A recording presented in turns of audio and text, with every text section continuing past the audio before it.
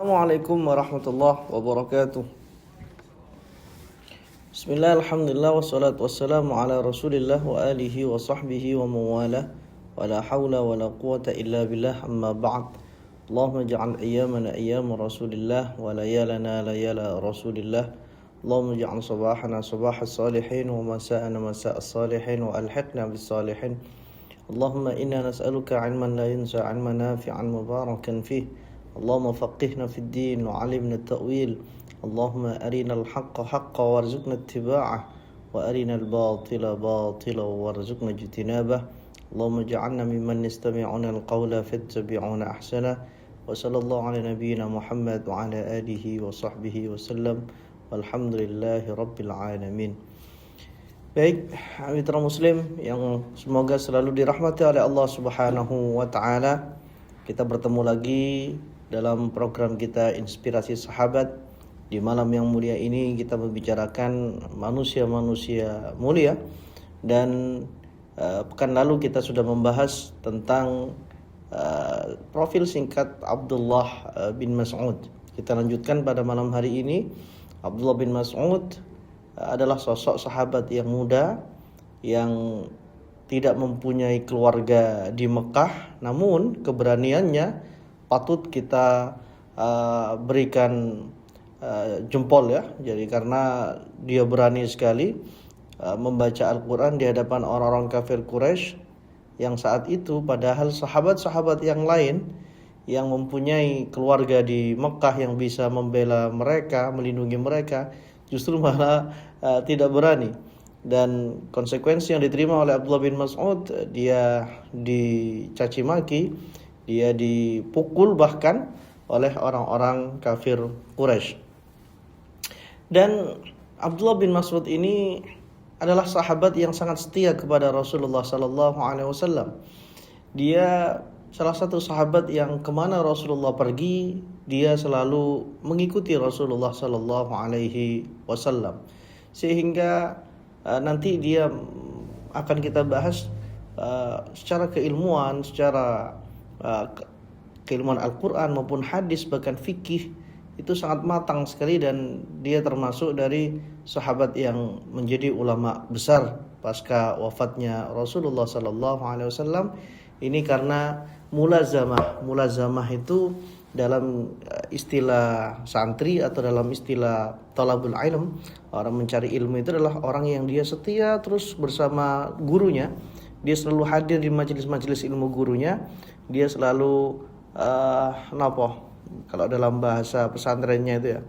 Jadi selalu mendampingi Rasulullah sallallahu alaihi wasallam, sehingga tidak salah ketika Abdullah bin Mas'ud ini nantinya menjadi sahabat Nabi yang juga pakar dalam keilmuan Al-Quran, hadis maupun fikih. Ketika awal-awal Islam didakwakan oleh Rasulullah sallallahu alaihi wasallam bahwa Abdullah bin Mas'ud ini termasuk sahabat yang pertama masuk Islam, jadi termasuk as-sabiqunal awwalun.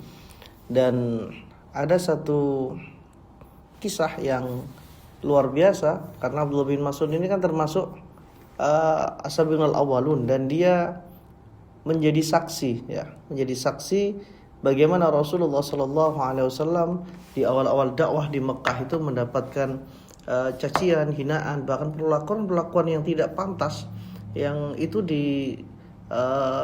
yang diterima oleh Rasulullah sallallahu alaihi wasallam dari orang-orang kafir Quraisy. Pernah suatu ketika, ini kisah dari Abdullah bin Mas'ud radhiyallahu an, marral mala'u min Quraisy bi Rasulillah sallallahu alaihi wasallam wa 'indahu Suhaib wa Bilal wa Ammar wa Khabbab wa ghairuhum min du'afa'il muslimin. Jadi suatu ketika Rasulullah bersama dengan para sahabat-sahabat Nabi, yang mana secara strata sosial mereka ini adalah mantan budak ya, orang-orang yang menengah ke bawah lah, yang tidak diperhitungkan. Sedangkan orang-orang elit di antara orang kafir Quraisy, tokoh-tokoh mereka itu lewat di hadapan Rasulullah bersama para sahabatnya ini. Dan kemudian orang-orang elit ini mengatakan kepada Rasulullah, "Ya Muhammad, aradita bihaula'i min qaumik haula'i alladziina manna Allahu 'alaihim min bainina utrudhum 'anka fala'allaka in tarattahum an nattabi'aka. Kata mereka, tokoh-tokoh ini, orang-orang kafir Quraisy ini mengatakan kepada Rasulullah, Muhammad, masa iya kamu senang diikuti oleh mereka-mereka yang tidak berharga ini, yang tidak terpandang ini, orang-orang yang ya rakyat cilik lah bahasanya. Coba kamu usir mereka, siapa tahu kami yang menjadi pengikutmu. Jadi Rasulullah dicoba untuk digoda oleh orang kafir Quraisy, diremehkan pengikut-pengikutnya. Lalu kemudian kata Abdullah bin Mas'ud, fanasilat hadhil ayah, lalu turunlah ayat ini, wala tatrudil ladzina yad'una rabbahum bil ghadati wal 'ashyi yuriduna wajhah.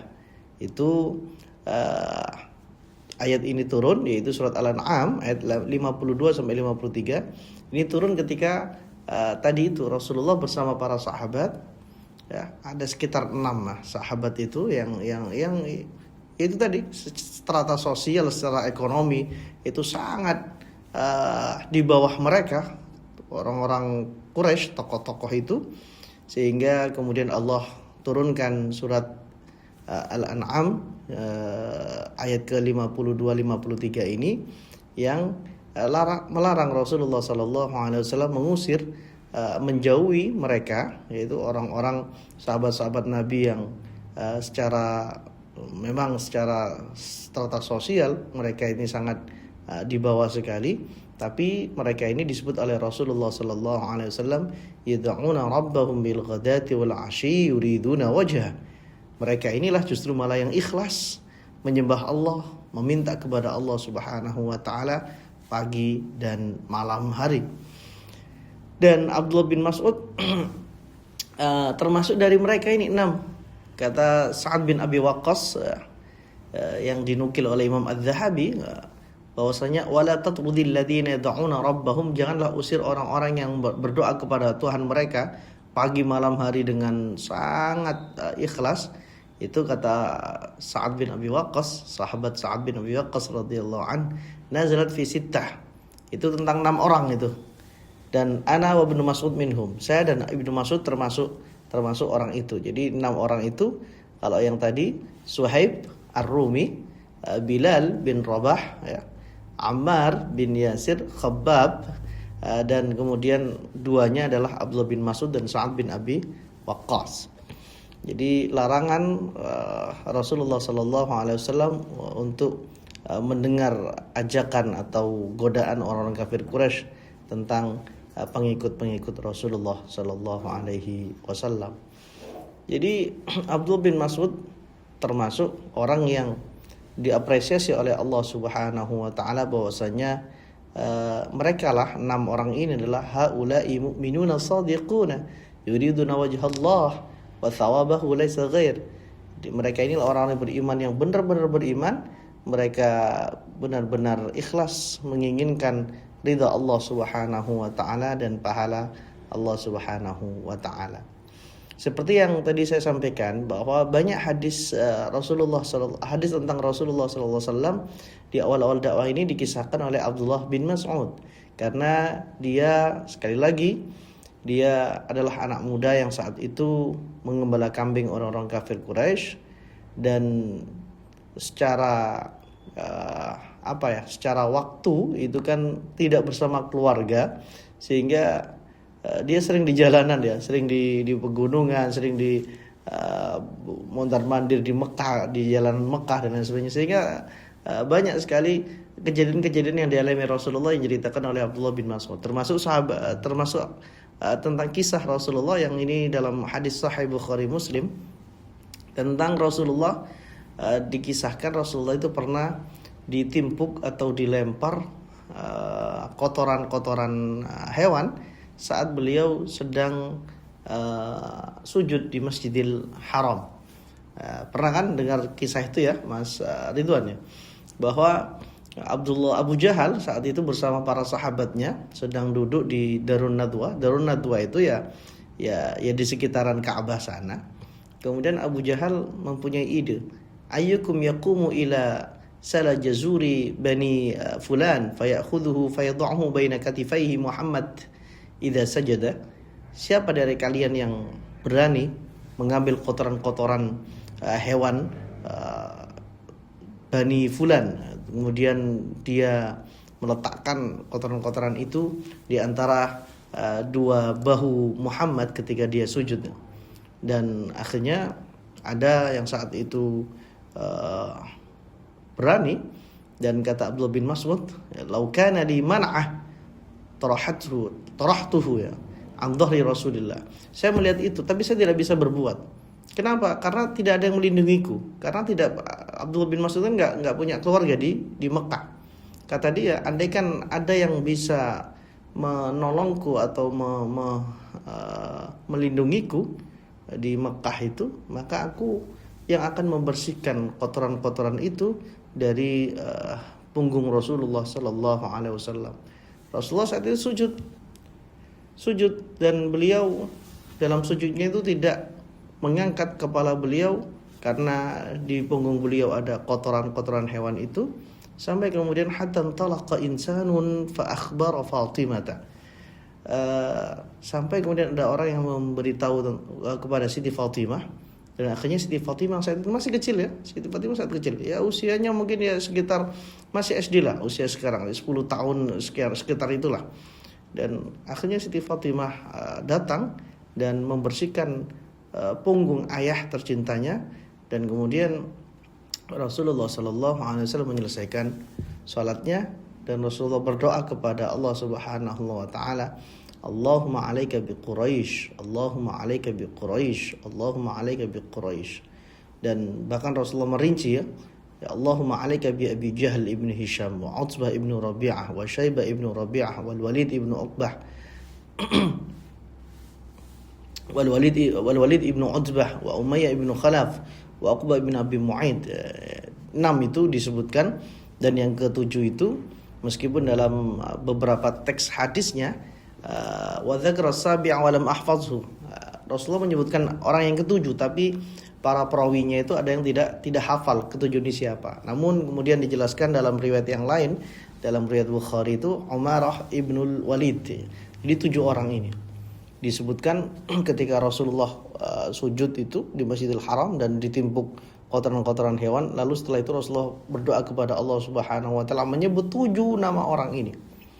Dan luar biasanya Mas Ridwan dan mitra Muslim, kata Abdullah bin Mas'ud, "Fa walladzi ba'atha Muhammadan bil haqq laqad ra'aitu alladhina samma sar'a yauma Badr thumma sahabu ila al-qalib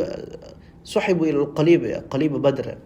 Dan ternyata 7 orang ini, 7-7-nya ini mati ketika perang Badar.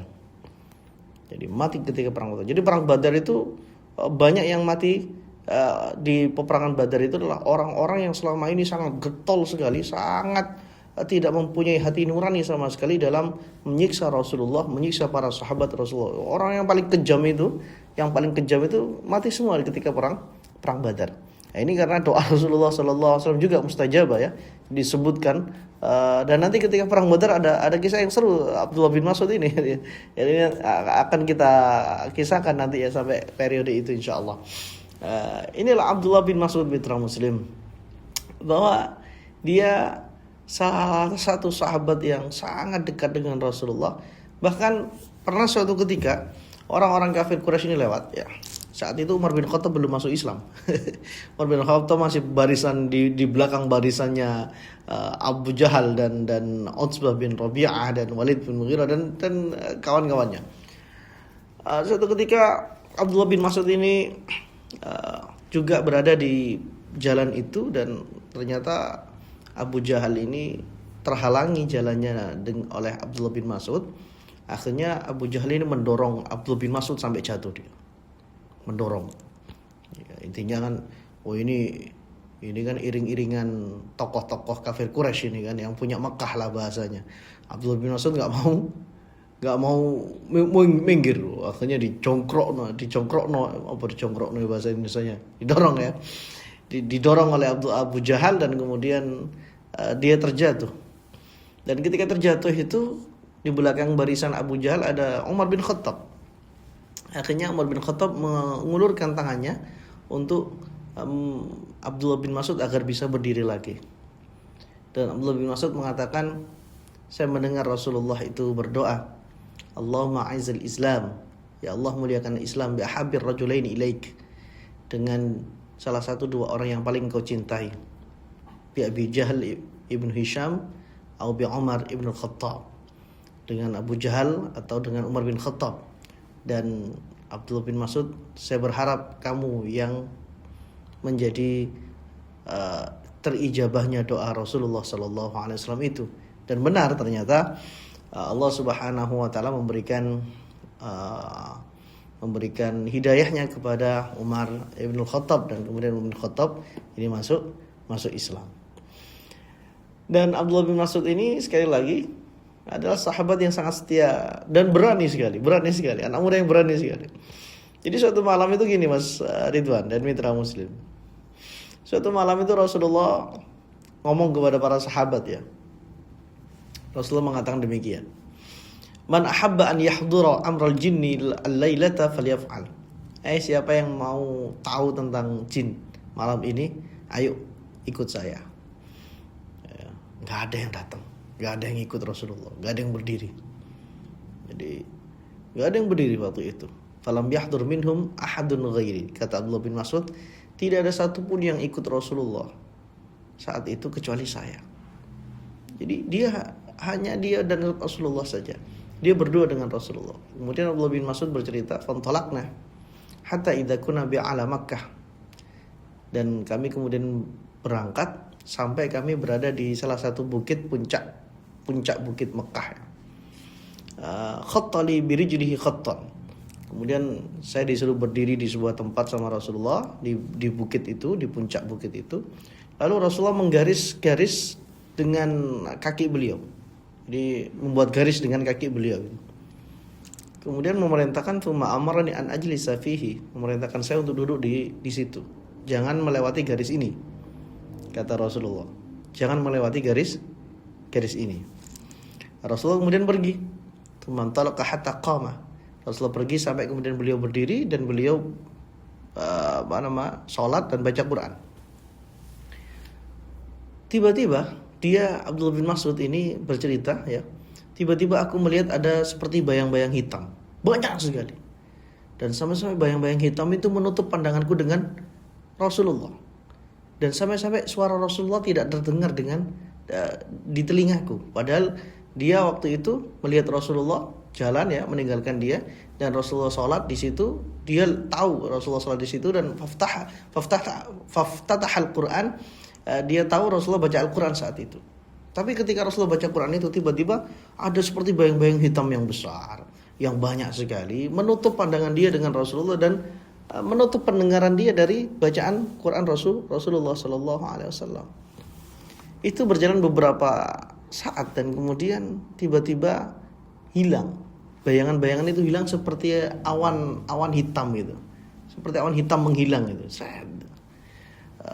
ثم طفقوا يتقطعون مثل قطع السحاب ذاهبين حتى بقي منهم رهط.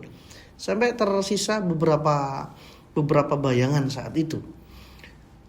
Rasulullah kemudian selesai sholat dan saat itu sudah fajar ya, sudah subuh gitu. Dan mendatangiku, maf'alar rahtu. Apa yang dilakukan oleh yang sisa yang masih belum pergi tadi itu? Hum ulaika ya Rasulullah. Itu Rasul, mereka di sana.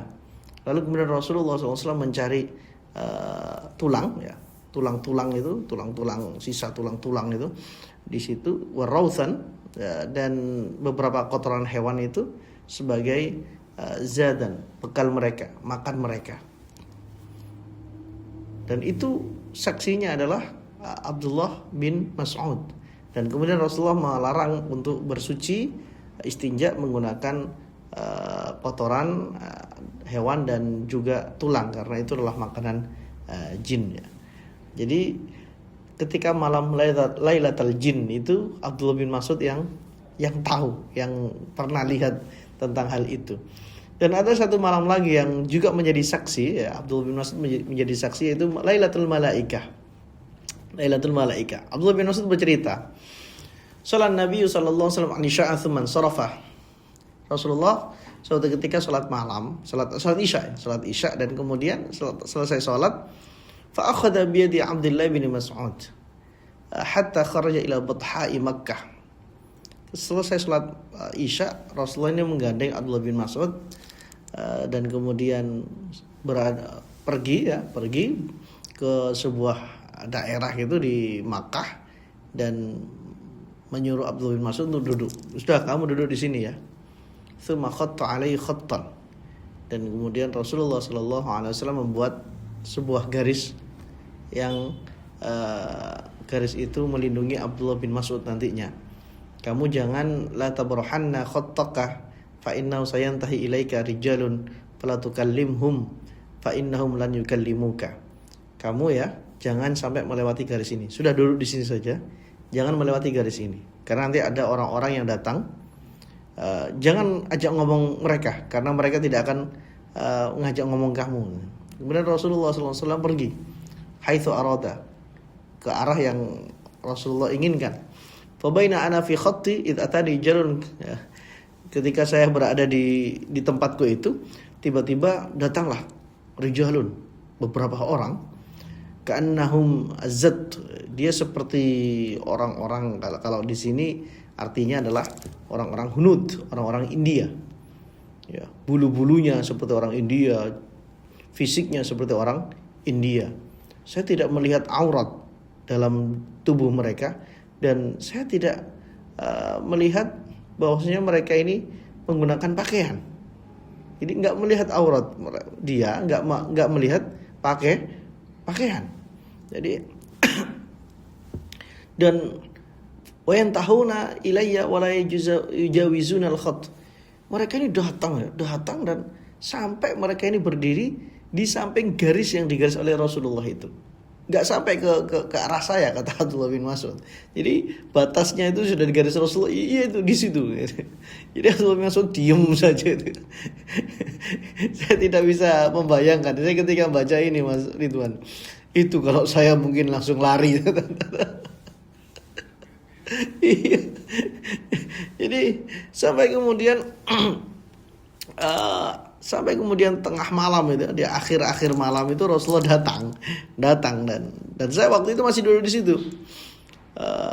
Rasulullah kemudian masuk ke daerah yang sudah digariskan itu tadi dan Rasulullah duduk di situ dan Rasulullah bahkan tidur berbantal paha saya, berbantal kaki saya ini, kata Abdullah bin Mas'ud. Dan Rasulullah tidur. Ketika Rasul tidur itu datanglah orang-orang yang berpakaian putih. Orang-orang berpakaian putih. Allahu a'lamu ma bihim minal jamal. Sampai Abdullah bin Mas'ud mengatakan, Masya Allah, gantengnya luar biasa. Orang-orang pakaian putih semua. Dan sebagian mereka itu duduk di kepala Rasulullah dan sebagian mereka duduk di kaki Rasulullah. Dan kemudian ma ra'aina 'abdan qad utiya mithla ma uti hadzal nabi. Mereka mengatakan seperti ini. Tidak ada satupun hamba Allah yang diberi oleh Allah seperti orang ini, nabi ini, kata mereka. Inna 'ainaihi tanaman wa qalbuhu yaqdhan. Dua matanya tidur tapi hatinya masih bangun. Kemudian mereka mengatakan idribu lahu mathalan. Coba beri perumpamaan lah tentang orang ini. Kemudian mereka, orang yang berpakaian putih-putih itu mengatakan mithlu sayyidin bana qasran. Seperti seorang tuan, seorang raja yang membangun qasran, istana. Thumma ja'ala ma'idatan fada'an nasa ila ta'ami wa syarabihi. Kemudian setelah istana itu jadi bagus, dia menyiapkan makanan dan mengundang orang-orang untuk makan dan minum di istana itu. Faman ajaba akala min ta'amihi wa syaraba min syarabihi. Siapa yang dia mendatangi undangan itu, ya dia akan makan dan minum di istana itu, dari jamuan raja itu. Wa man lujibuhu, siapa yang tidak datang di jamuan itu, undangan raja itu, aqabahu, maka akan disiksa oleh rajanya. aw 'azzabahu, atau disiksa oleh rajanya itu. Tsumma irtafa'u, kemudian mereka itu hilang. Tsumma irtafa'u, mereka hilang, mereka terbang gitu. Fastaqadha Rasulullah SAW inda dzalika. Kemudian Rasulullah bangun setelah itu, faqala sami'ta ma qala haula, kamu dengar enggak apa yang dikatakan mereka? Wa hal tadri man hum, kamu tahu siapa mereka? Qultu, saya menjawab kepada Rasulullah, kata Abdullah bin Mas'ud, Allah wa rasuluhu a'lam, Allah dan Rasulnya yang lebih tahu. Rasulullah kemudian mengatakan, humul malaikah, mereka itu malaikat Allah. Fatadri mathalul ladzi darabuh, kamu tahu permisalan apa yang mereka contohkan tadi itu? Abdullah bin Mas'ud mengatakan, Allah wa rasuluhu a'lam, Allah dan Rasulnya yang maha tahu. Mathalul ladzi darabuhu ar-Rahman banal jannah, itu permisalan seperti ar-Rahman banal jannah, yaitu Sang Maha Rahman Allah membangun surga, wada'a ilaiha ibadahu, mengajak hamba-hambanya untuk masuk surga, faman ajabahu dakhal jannah, maka siapa yang dia mendatangi ajakan itu, maka dia masuk surga. Waman lam yujibuhu, dan siapa yang tidak mengikuti atau mendatangi ajakan Allah, undangan Allah itu, aqabahu wa 'azzabahu, dia akan disiksa oleh Allah Subhanahu wa taala. Jadi itu perumpamaan bahwasanya Allah itu sudah mempersiapkan kita itu dengan segala macam keindahan dan kebaikan untuk kita semua, kenikmatan.